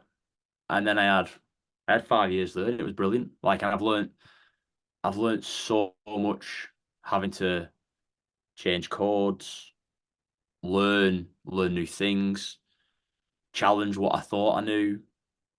The opportunity to work with the coach developers, because like at Leicester we had like Jamie Taylor and Mike Ashford, who were like outstanding coach developers, and they were like working with us constantly, like telling you how to get better and all the things you don't, the things you take for granted, like or things yeah. you think you know, and you're way off. And I was like, wow. I was like, this has opened my eyes up to coaching. And then I've got Tom sat on me going, you sure you want to do it like that? I was like, do you want to do the backs? And he's like, no, no, I'm just Not asking. now, though. I was like, I'm just, I was like, so it was like, it was great. Like it was really, really good. And I was like, play a pathway. So I did all the scholarships. Well, Yeah, obviously it's not scholarship, it's DPP and all that sort of program stuff. And yeah, then I got the opportunity to manage it and run it. And I was like, this is great. Like I can have my stamp on the future, and I can bring through players through a system that I think will work for what we need. And then I was sat there and I'm going, do I want to coach or do I want to be a manager? Like, team manager, academy manager. And I was like, right now I want to coach. And I said that to Wilksy, who's the academy manager, and he was like, okay. He said, well, I reckon it's probably the right time for you to take on Brooksby, because Tom's just now gone up into first team, just as COVID's hitting. Tom's gone first team. Brooksby now needs a new head coach. And I was like, yeah, I'll do that. So I then became head coach for Brooksby, looked after the academy while COVID was on, and then assisted the academy because we brought in a new academy head coach. So I assisted him, and I'd gone like from attack to defense because they were like, "What do you want to do?" I was like, "Well, I'm doing attack at Brooksby, and I've done attack since I've come in. I'll do defense because I want to know more about the game. I want to learn a bit more about the breakdown and how it affects what we're doing. Because ultimately, it'll make me better in whatever role I move into at some point." So I was like, but that was great. So I was like, I was learning to be an assistant. I was learning to be a head coach. I was learning to manage staff, and the players I got to work with were like again, just ridiculous. Like some of the talented players that I got to work with, and the coaches I got to talk to. So like me and Tom were yeah, talking loads, but like there were times where Fordy, when he was there, was talking with him about things and trying to pick his brains. And then like Geordie Murphy was really receptive to me coming in and having conversations with him. And then obviously the biggest change came, Borthwick came in, and wow, like what you can learn off him is ridiculous. But like I then also, was able then to talk to Wigglesworth, and I was able to talk to Alex Walters, and you're talking to these guys, and like I know I'm fortunate to do that, and I don't say those names to. They're not names to throw at you and be like, "Ooh, look at me, I get to." It's just they're people that like I'm really fortunate enough to be able to go and talk to and listen and sit in on meetings and be able to just figure out what it It's is they mine, innit? want and what they're doing, and like ask them questions, but also like they would come at you as well. So like I always knew like if I was able to sit in one of Borthwick's meetings, if you were in the meeting and he was asking people to think of something, you better have an answer, because if you didn't have an answer, he would want to know why you're in there. So you sat there going, right, make sure I've got an answer ready. Make sure I've got an answer ready. And then he'd ask you, and you go, you'd be like, don't fuck it up, don't fuck it up. You're like, right, what about this? And he'd be like, right, cool. Like, what do we think? And he'd be like, how does that work? And he'd not just accept it, he'd then push you a little bit and he'd probe you, and you'd be like, then you'd go out and I'd be like, Tom, did I do that right or wrong? He's like, oh, you were okay. It's like, cheers. Do you know what I mean? Yeah, It's mate. like, Yeah, and it was like just doing all of that was so eye opening and like so so developmental. Like it's worth its weight in gold. Just being able to have a conversation, just work with people, see what they do, see how they interact with players, see how they drive their messages. Doesn't mean I agreed with everything, but like it was great because what it made me do is check and challenge what I was doing. And then my job then was to go, right, I know you need players like this. So I'm going to work as hard as I can to bring you as many players through this system now to be ready for your environment as we can. yeah. And that So was just that. question everything except nothing, innit? Yeah. And Yeah, understand how to get these lads ready for that environment. And that was like a great challenge. It was stressful at times, but like yeah, working with the lads who I've worked with has been like really good. And I mean that from the players' point of view as well. The lads have been on my journey as a coach, the lads have been outstanding. Like really, really yeah, top lads just to work with and challenge and develop. And and ultimately sometimes you get it wrong with a player. So, we talk about like the way I felt at times. Like yeah, I know that that'll have happened in my environment. Not by being deliberate, not by any sort of malice, just the way in which we'll sometimes shape the environment, it just won't register with that one player or the odd player. And if we're yeah. unsure, and I never spoke about it, so none of my coaches knew. And my players or them players don't always tell me what that is. So then I don't know how I can help them because I'm not aware of it. So hence why I was like I'm saying about before, like it's you don't want to say there's somebody who doesn't enjoy being in your environment or in your under your team or however you want to phrase it, but ultimately you can't please everybody, and you've got to go after what you're going after. And at Brooksby, it For the was like, start, the match day squad's 23, not yeah, 30 or 32. exactly. So like straight away you're on a back foot because you're not Yeah, picking everybody, and you've got players in the group who are like, I mean, like again, fortunate to work with lads who they've gone on they've been the England under 20s captains, they've been the England under 18s captains, they've made the Prem debuts, they're in Prem Cups, there's a couple of lads who have then got themselves into the actual England recognition. Like though like you've got to work with them players, but at the same time, we then at Brooksby, we then started sending loads of players to Notts Trent University, and they've then gone on and are now playing for Nottingham. And they're like, there's one kid who's absolutely killing it. He's Kiko Ellis me, and he's class, absolutely class. And like he's 20 and he doesn't play university rugby anymore because he's now a regular first team player for Nottingham. And I think he's already got 22 caps. He's like 20 at best. yeah, Like, so like we created pathways for players. And that was always my challenge then at Brooksby was I get better as a coach by getting my players better. And I send them somewhere. And wherever they go next, they're going to be better than what they were when they joined me. yeah. And Playing that on was kind person, of, probably, yeah. in it. Yeah, And that's yeah, what we then pinned everything on at Brooksby. yeah. So I imagine you get just as big a kick, mate, as someone ripping it up at Ashton that you've been involved with, than someone that's ripping it up with Leicester first team and playing for England at the Yeah, weekend. People like hugely. Ollie Chesham, that Union listeners and viewers Yeah. will know, has come through your system. The Well, Leicester system that you were a part of, yeah, and his brother in it. yeah, I wouldn't take any credit Yeah, towards Ollie because Ollie was just a bit ahead yeah, of me. But Lewis, Lewis is going to be another player. Like yeah, that kid's a freak, like in a really good way. yeah, But yeah, like you get you get just as much out of it. So I've got I've got kids. I've got not kids. The lads. There's lads who will message me and say like, I've just got an opportunity to go and play at like Syston. I hope you're keeping well. I hope your family are good. But if you're ever in Leicester, come and have a watch. Or I've got lads who are playing at uni and they're letting me know like they're currently playing. There are lads who are in all these different environments messaging me. I even had a lad who we brought in. He lasted 2 or 3 months. Um, and he messaged me offline and basically said, like, I've joined the army. I've changed my life around. He said, like, thanks. What you tried to do to help me with my rugby was outstanding.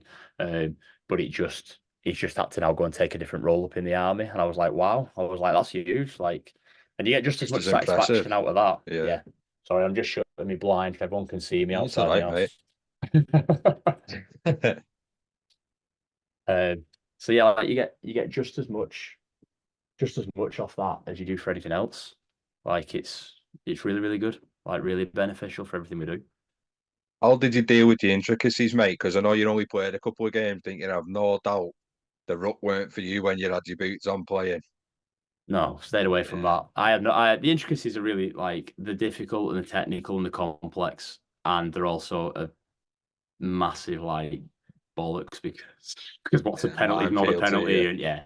So Yeah. and like it's just not straightforward. But like learning it was good, and it was the challenge that I wanted in the end, and it was good to make me to have to think about what I was doing. So like I really enjoyed it. Like and I actually really enjoy coaching rugby union. It's really good for it challenge me and try and make me better. Yeah. So the missus wants you to come closer to home. Okay, Yeah, ours next. yeah. So that was an opportunity. Like I was kind of getting to that point at Leicester. I was like, I didn't feel like I was going to go up into the senior acad or first team. Yeah. Like I was nowhere near that level at the time. And okay, I was a job, and I was like, well, it must be closer. It's in the north, like everyone told me. Again, that's probably even further away. But I was like, Hmm. every other game would be close to home. Yeah. I could just put an application in, see what happens, and if it works out, like if I get a chance, I get a chance. And then I went in on the interview, met Willie and Jason, and they laid out a whole like pathway, and I was like, this is brilliant. I was like, there's a potential pathway to go further in my coaching. I was like, this would be a really good opportunity. So I obviously me and the wife had a good chat, and we agreed to it. Um, but we'll never move from our family home. We'll never actually leave our family home. So I was like, right, I'll find somewhere to stay. So Airbnbs this time. Where can I find a room at £20 a night and £15 a night, whatever I can find as cheap as chips. And Yeah. yeah, and I had to and had a job and a remit at Hull KR to try and take that academy into to being like a top four academy. Um, and again, like worked with some outstanding young talent. Like there's a kid who's going to be probably quite a big name this year, a kid called Louis Gorman, who's played last week against Sheffield, I think it was, and was really really good. And there's a number of players in that group who've got a lot of potential, and like it was really good. Got to work with them. I actually took some rugby union lads with me to Hull KR as well, and strangely enough, they were pretty effective. They just didn't understand the game well enough Yeah. to to be given probably long term. But as that was all going on, it just wasn't working. It didn't work for me and my family, and it Yeah. just it didn't sit right in the end. So we mutually agreed it, and I came back. And like I still speak to people quite regularly. I still speak to Willie and have some conversations. Try and ask him some questions and challenge him, and he challenges me with some bits and that, and that's been really positive. And yeah, so then I was back at home. And at that point, it was get a job or sorry, it was like, Right. is this it now? Like kind of Yeah. thing, is this it now? Because I've given up a lot of my family time to try and make this work, and maybe it's ran its course. And I luckily got a phone call then about a month and a half in asking would I take over the Midlands Rugby Academy, which is what used to be Worcester Academy. Yeah. And I was like, one more year. I was like, one more year, dear. I was like, let's see how that goes. And she was like, okay. So the difference with this one is, and this is where it's worked out quite well, is obviously we don't have a first team and we don't have anyone above us. So I don't need to be in lots of different environments, and I just need to be going into a couple of schools and working with the players. And I travel down for my academy session. I travel back, so I'm at home more at the moment than I've ever been. So but that was good. But it was just that, like we talked about before, just that refresher to be able to go, actually, like I'm doing all right, and someone wants me to coach for them, so I'm like, someone clearly thinks I can do something. And that's, again, it's been really good fun this year working with lads and trying to just get them better and hopefully give them a platform to play on, so people will come and maybe sign them, or we can get them into some good universities and get them into another level where the better players for being in our environment. So yeah, so that's kind of where we're at the moment. Brilliant, mate. Brilliant. And obviously the future aim is to develop them players into them environments. Like you said, they don't have Yeah, to be pros, don't have to be semi-pros. Just go and enjoy whatever yeah. you want to do, wherever you want to do it, Have we made and them be happy. better? Do they Yeah. understand the game a little bit? Can they adapt wherever they go? Are they a bit better as a player? If we've got a tick off the back of them three, I'm happy. Like that's fundamentally Everything what you've we taught start them's with. Yeah. transferable, isn't it, Greg? That's It'll what go we hope into for. the Yeah, work life as well, yeah. yeah, yeah, It's outstanding. What a journey, and you're still a young fella, really. So yeah. I feel old. keep an eye out in it. Basic, no, but joking Well, aside, keep an eye out. You never know, do you, mate? You're not scared of a challenge, are you? You're not scared to put yourself in the deep end, and yeah, every and time you've that's managed to kind of what swim. I've always done. Yeah, I have always Yeah, done that. And like at some point, I might drown, but but I'll probably keep trying, and so no fault yeah. and no lack of trying, is there? Yeah, and that's Yeah, all I ever try. And I think that's kind of where, if you ever see my teams, it's always the same sort of thing. As long as you work hard and turn up for your mates, then I've got no worries. Like that's fundamentally what we push in our environments everywhere I go, because yeah. And that's ultimately what it's I've. been everywhere where you've been. Yeah, Yeah, yeah, yeah, yeah. It's mad how, as a kid, that's what you looked at. That's yeah, what you seen in pros. Yeah, it's followed you right through life. yeah. Without knowing it until, like I say, the Yeah, hindsight of knowing it really late on. yeah. No, class. We've got a few daft questions for you, Greg. Yeah, no worries. Uh, and it'll go to both playing and Yeah, coaching, mate. So, any yeah. pre-match superstitions? I'd always have the same songs on. I don't know. We were at the age, I think you were a bit saying, we had a CD player, so none of these iPods and Right. stuff. I had a CD, so I had like my CD and my songs run in order. And I'd Yeah, always try and put my socks on at the same time as my songs were on. Like, I'd try and have right. that. Um, yeah, so that was probably my biggest superstition. Other than that, probably there probably was loads that I didn't really know, but yeah, nothing major other than Yeah, that. right. So this next word, mate, is a different definition for everybody. So the toughest player you've played with and against, or you've coached and coached against. Yeah. So like you say, the word means so much, doesn't it? So like Yeah, you could say James Roby because like the career he's had and how he's gone about his business for so long, and just how good a bloke he is, like phenomenal. And the amount he goes through.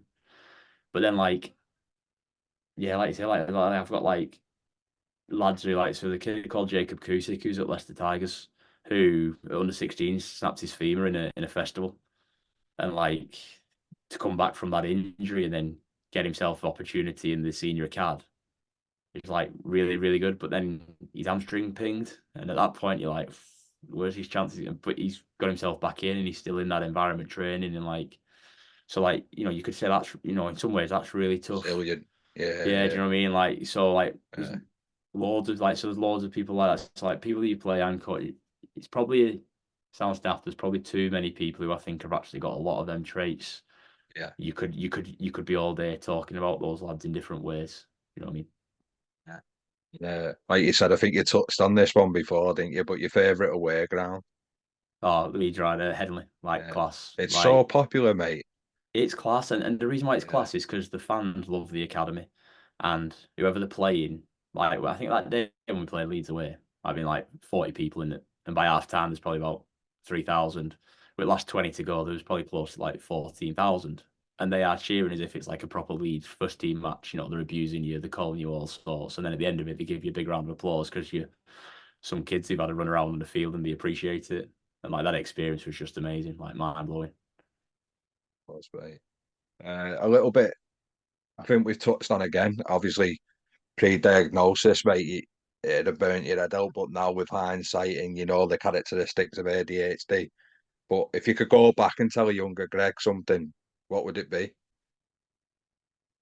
Just just know you're okay. Like Yeah, you'll find your way and you'll fit in and you'll get accepted how you are. Just keep going. Like don't chase it too hard.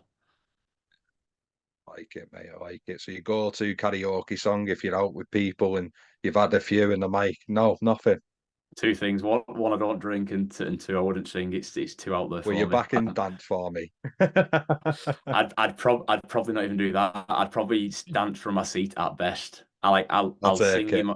Yeah, I'll sing him my own time, but I'm like, yeah, do that. Yeah. I mean, struggle dance, no. No worries, mate. So obviously we weren't sure about what you wanted to do with a 1 to 13 or 1 to 15, mate. So if Uh, you're willing, it killed me again. I yeah, was trying to think of the way you're doing this, and I was like, there's there's too many players you'd miss out, and there's too many players you could add in. But like we've named a few people while we've been talking. Like I've had an opportunity to be in and around, but like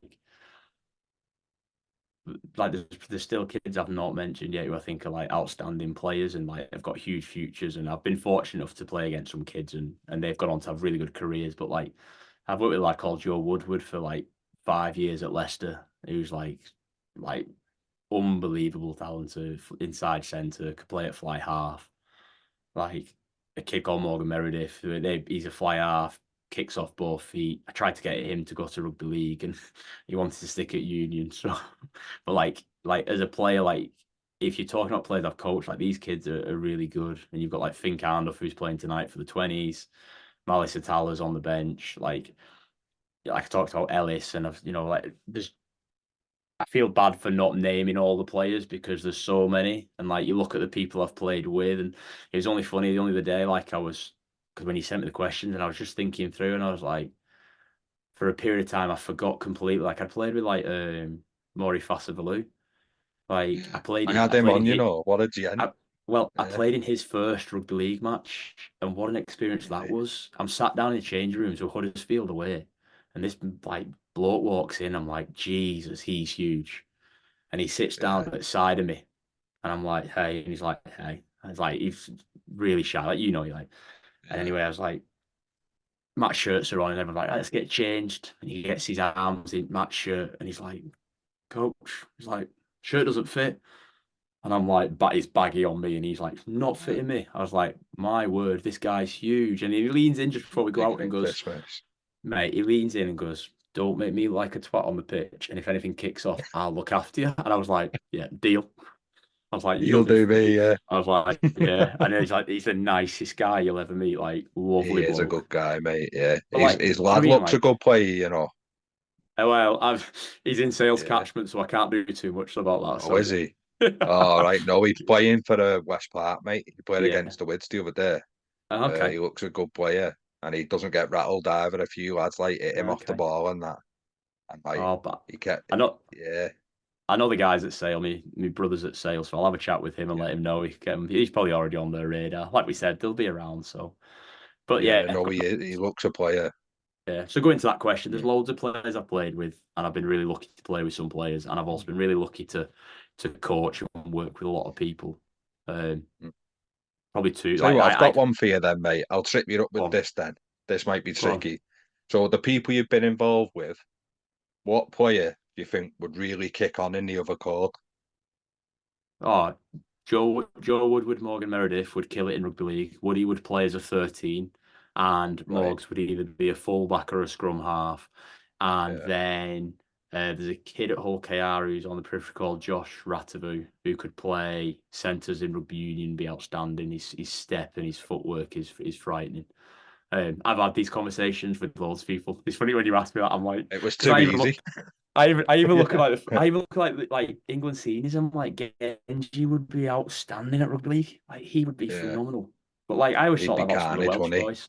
Some of like Yeah. Halfpenny, George North, Warburton. They'd have killed it in rugby league if they'd have come Yeah. across. And I think rugby league players would go really well in Union, just not at prop or second row. Where would you think North would play though? Like, so I agree with you, right? And you might laugh where I'd play him, but I'd play him second row, me. I'd play him at centre, but we're effectively talking Would one you? out. I'd play him second Yeah, row, yeah, yeah. but the size of him, the frame on him, his carry. Like, I Yeah. think he'd be dangerous. And I say Warburton And would he have been hits my second great goal, but lines. yeah, Yeah. yeah. So like, I At think least didn't laugh at me. oh no, like, I think loads. I think there's so much transfer. I think people don't Yeah. understand. The games are different, and to Yeah. watch them are very different. So my wife's not a big fan of rugby union, so Right. like she won't watch a lot of it. I've got an Yeah. appreciation of both, obviously now. Yeah. They are very different, but if you get the right people, they could transition really, really well. Really, really well. Anton Dupont would be class in rugby league. Harry Yeah. Arundel would be class in rugby league. Like, you could go through so many because skill wise, people are very, very good now in the sport. Just Yeah. superstition, well, not superstition, like historical opinions would say that they're never going to be able to do it though, but they would. Players could Yeah. transfer very easily.